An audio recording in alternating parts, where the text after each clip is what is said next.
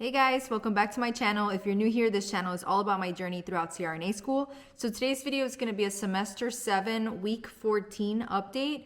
If you guys are interested, let's get into the nitty gritty.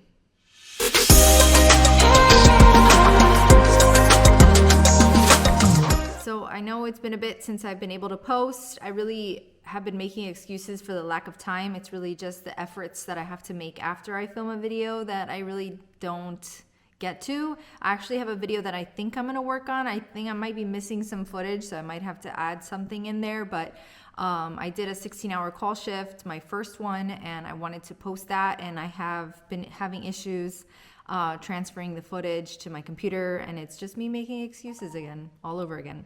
So yes, where I'm at now, I'm in semester 7. I have not posted since, I guess, the end of semester 6. This semester I've been at a new clinical site. It's a little further away. It's about an hour 10, hour and 15, depending on traffic to get there. So it's been a ways for me. I do have to adjust, for time, because I have to be there at 6 a.m. Most places it's around 6:15, 6:30. The cases usually start around 7:30, so it gives you some time. It really doesn't take me that long to set up. I get there and I draw up my meds, do my machine check, read into my patient's histories, and I'm pretty much ready to go within a half hour or so. So I don't think I need a full hour or hour and a half to get ready, but this clinical site, they want us to be there at 6. So I usually get there around 5:53 change, and I'm in my room by 6. But yeah, this clinical site has given me a whole new outlook for how I want to be as a provider and things like that. This place, they have us do 2-to-1, so 2 students per CRNA or 2 students per MDA. And it's been great because they really do rely on us to provide the anesthetic for the patients. So it's been great because they'll tell us the anesthesia plan that they want, and then they kind of give us the free rein to do as we please, which medications we want to push, and then if we have any questions, they're available for us, because they believe as seniors that we should be able to be doing these things on our own. And that's pretty awesome, because this is, I think, the time where you can really hone in on the craft. We've had already 8 months of experience, so it was quite a transition, I'll admit. Once we got there, it was a little difficult for me to navigate because I've been very much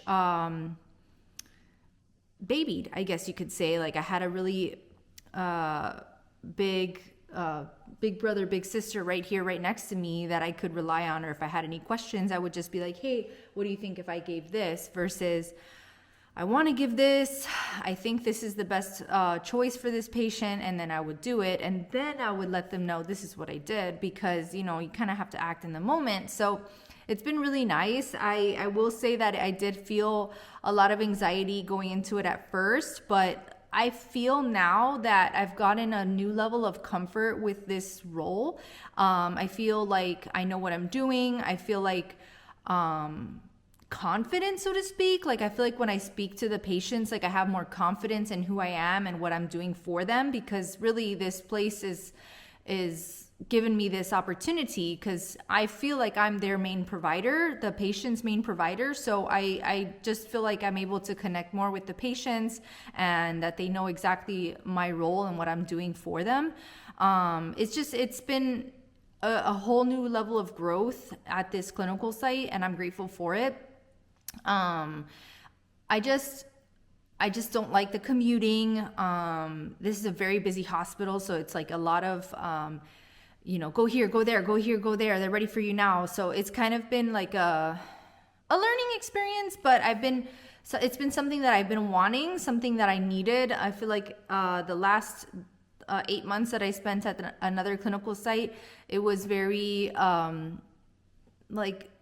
slow, even pacing, very stable patients. So that was a good,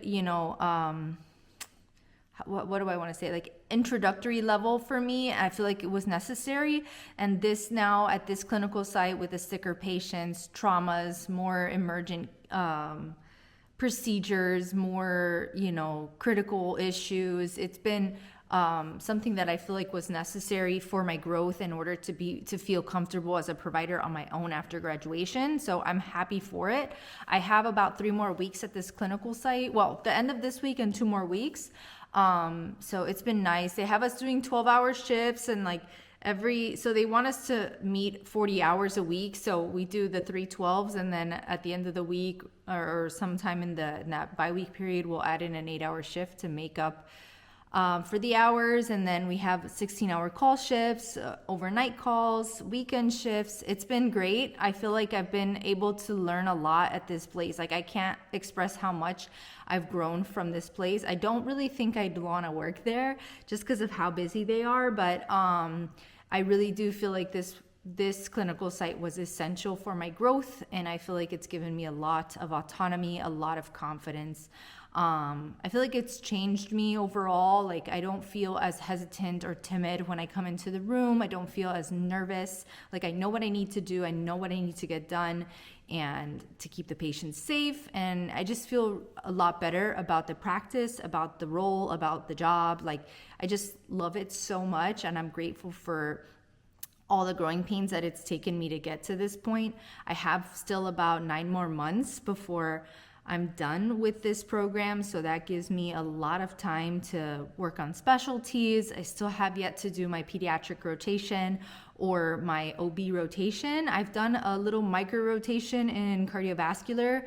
So I did some lungs, I did some hearts, and it's given me some insight as to what that looks like, but I do want to finish that rotation. I do believe I have most, if not all, of my numbers for those 2 rotations, but I still want to get the practice and the central lines, the double lungs and all that. So or 1 lung ventilation. So it's just been a good learning experience at this clinical site. It's busy. I'm tired, very tired. The commuting is really daunting. It's really starting to get to me. Leaving a clinical site at 7 and arriving at my house at 8:15 only to do it all over again at 4 a.m. It's been a lot. I just feel like my days off, I don't really do much other than, just live.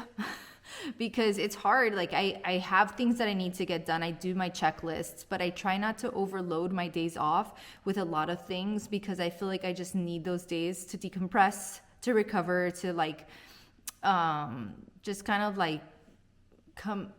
recover from what I went through, and to also go through it all over again. Because going back to back on 12-hour days with a clinical site that's an hour and 15 minutes away, it's been a lot. I feel like my days are really consumed by anesthesia, which is fine. I just feel like I'm very, very, very, very, very tired.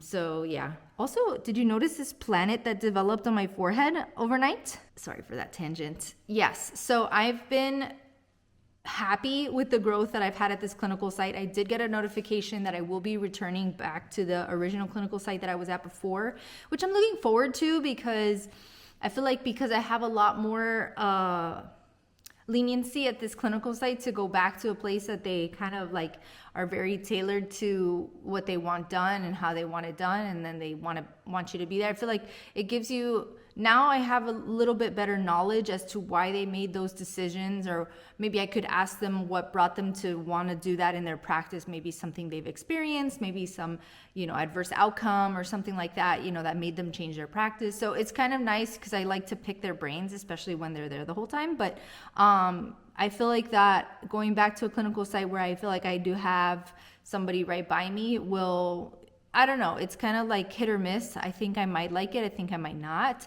but at least this clinical site is a lot closer. It's 40 minutes away instead of an hour and 15, so that does help. And I don't need to get there super, super, super early at this place, and they don't have overnight call shifts or anything like that, so it'll go back to feeling a little calm, a little peace, which I feel like I want. And then I will be going to my pediatric rotation in August. So for the 4 weeks of August, from the end of July to close to the end of August, I'll be at a clinical site in Tampa. And that's nice because you get the experience of a surgery center, because I feel like you need to at least see how the anesthesia is delivered at all places so that you can feel comfortable going anywhere once you graduate. So I'm looking forward to that. And then I want to say in that time frame where I'm going to be at the original clinical site, that I should be getting some OB rotation in there. That would be nice, because then at the end of August, beginning of September, I should be going to the clinical site that I plan on working at. Not sure. I'm in touch with my school to see if they can get that coordinated, because that site will be closer to home. That way I won't have to commute anymore. That would be amazing. So yeah, I look forward to keeping you guys posted. I know that I have not been consistent, and I will not promise consistency. But yes, as far as the school goes, hold on, let me pause. As far as the school goes, because I've been talking a lot about clinicals, I have not mentioned anything about school, capstone projects, or anything like that. My bad. Hang on. In the back burner, we do have our classes. The clinical practicum class, I have to turn in care plans. I had a presentation, evals, things like that. And a paper. So I've been able to turn those all in. I kind of try to get those done ahead of time so that I turn them in and I don't worry about it. I really haven't been able to log into class often. If I do, I'll be in a case or finishing a case, or the class will be ending. Because my school, like my clinical site, they have us doing a 12-hour shift. So it's from 7 to 7. But this class is at 6 p.m. on Tuesdays. So sometimes I make it, sometimes I don't. But yeah, so for that, I really haven't had to do much. I just take my care plans to class, or clinicals, and have them sign it, have them sign an eval at the end of the day, and that's what I turn in. So that's those assignments. And yeah, I'm doing well in that. And then the capstone class. So this semester they designated it to be the implementation part. So we should be doing the research, kind of starting a manuscript draft. We've already discussed what our topic was going to be, how we plan on doing it. It's all been like theories as what we will do, and this semester is what we're doing. But we have to get IRB approval first. So we've all sent a sample of our IRB submission, and we were waiting for a capstone chairperson to pick up our project so we can move forward. I did receive a capstone chairperson, and we've been in touch quite often, but we're at a standstill as far as, the actual methodology that we're going to be doing for this project. I feel like we've kind of come to an agreement as to what we think we should be doing, but we wanted to run it by the capstone professor, and we have yet to hear from him. So it's kind of been a lot of that. The class itself feels like it's at a standstill. My other cohort my classmates in my cohort are kind of feeling the same. So yeah, I know we have 2 more semesters to get it done, because they kind of made it kind of fluid at this point, because that's like where you have the freedom to write your paper, the freedom to work on that as you please. There's no one really assigning you you have to have this done by a certain time frame. We just need to get it done before graduation, hopefully by semester 8.